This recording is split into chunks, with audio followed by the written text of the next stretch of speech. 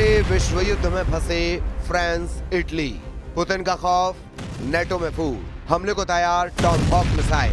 France Italy का America को alert. आखिर ऐसी क्या वजह है कि जिस वक्त राष्ट्रपति ट्रंप और जेलेंस्की दावा कर रहे हैं कि कई मोर्चों पर यूक्रेनी सेना जीत रही है, ऐसे वक्त में फ्रांस के राष्ट्रपति इमैनुअल मैक्रों और इटली की प्रधानमंत्री जॉर्जिया मेलोनी नेटो को गंभीर चेतावनी देते हुए क्यों दावे कर रहे हैं कि अगर रूस के खिलाफ आक्रामक कार्रवाई की गई या फिर आक्रामक हमले किए गए तो पूरी दुनिया जंग की चपेट में आ जाएगी। इमैनुअल मैक्रों और जॉर्जिया मेलोनी दोनों ने ही बहुत साफ चेतावनी दी है कि रूस को चारों तरफ से घेरना बहुत बड़ी भूल साबित हो सकती है।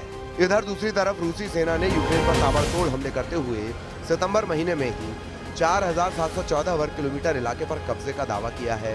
इधर खबर है कि अमेरिका यूक्रेन को लंबी दूरी की क्रूज मिसाइल टॉमहॉक देने जा रहा है, जिसे लेकर रूस ने चेतावनी देते हुए कहा कि अमेरिका आग से खेल रहा है और इसमें पूरी दुनिया जल सकती है। इधर ये भी खबर है कि रूस के खिलाफ नेटो देश में फूट पड़ चुकी है।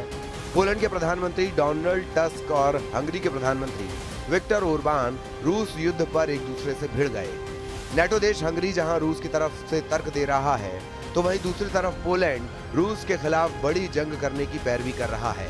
हम आपको दिखाने जा रहे हैं कि कैसे पिछले 24 घंटे में रूस यूक्रेन युद्ध कई मोर्चों पर तेजी से भड़कना शुरू हो गया है।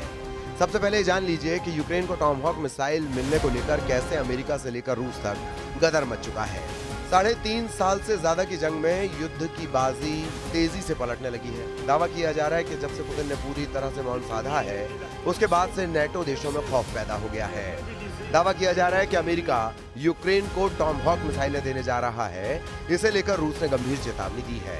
इधर फ्रांस और इटली को लग रहा है कि अगर रूस ने नेटो देशों पर हमले शुरू किए तो अमेरिका यूक्रेन की तरह बाकी नेटो देशों को रूसी हमलों से किसी भी कीमत पर नहीं बचा पाएगा। हम आपको दिखाते हैं कि कैसे रूस की जंग को लेकर खलबली मच चुकी है। यूरोपीय नेताओं के एक शिखर सम्मेलन में फ्रांसीसी राष्ट्रपति इमैनुअल मैक्रों ने यूरोपीय संघ से सावधानी से आगे बढ़ने का आग्रह किया।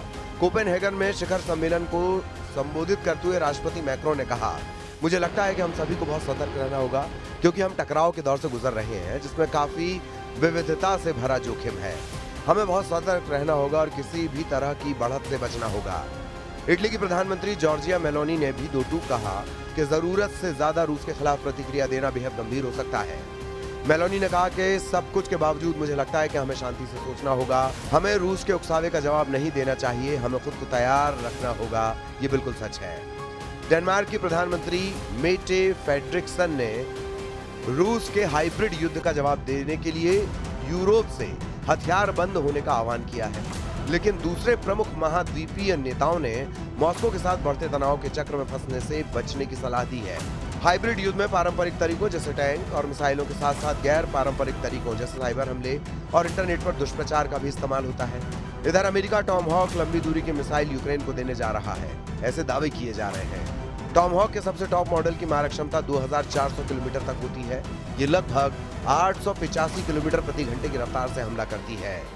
इधर रूसी राष्ट्रपति व्लादिमीर पुतिन के प्रवक्ता ने कहा है कि अगर अमेरिकी राष्ट्रपति डोनाल्ड ट्रंप यूक्रेन को टॉमहॉक मिसाइलें भेजने की मंजूरी देते हैं तो ये माना जाएगा। अगर ऐसा होगा तो रूस यूक्रेनी सेना का वजूद ही मिटा देगा। रूसी सरकारी समाचार एजेंसी तास की रिपोर्ट के अनुसार दिमित्री पेस्कोव ने ये भी चेतावनी दी कि अगर अमेरिका यूक्रेन को रूस के खिलाफ खुफिया जानकारी देता है तो रूस इसका मुंह तोड़ जवाब देगा। इधर वॉशिंगटन स्थित centre for strategic and international studies का अनुमान है कि 2,50,000 से ज्यादा रूसी सैनिक और 60,000 से 1 लाख तक यूक्रेनी सैनिक मारे गए हैं। इस बीच संयुक्त राष्ट्र ने 10 सितंबर को बताया था कि युद्ध में 1,41,000 से ज्यादा यूक्रेनी नागरिक मारे गए हैं। द मॉस्को टाइम के अनुसार इस युद्ध में 620 से ज्यादा रूसी नागरिक भी अपनी जान गंवा चुके हैं। दूसरी तरफ रूसी रक्षा मंत्रालय ने भी इस साल यूक्रेनी क्षेत्र के 4,714 वर्ग किलोमीटर पर कब्जा करने का दावा किया था। वॉशिंगटन स्थित think tank institute for the study of war यानी ISW का अनुमान है कि रूसी आंकड़ों का वास्तविक आंकड़ा 3,434 वर्ग किलोमीटर के करीब है।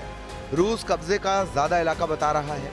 खबर है कि 25 से 29 सितंबर के बीच रूसी सेनाओं ने निप्रोपेट्रोस में कलिनोवस्काय और स्टेपोवॉय और डोनेट्स्क में टेरिलोवो, मेस्कॉय, सेंडोलोगोवो और किरोवस्क पर कब्जा करने का दावा किया।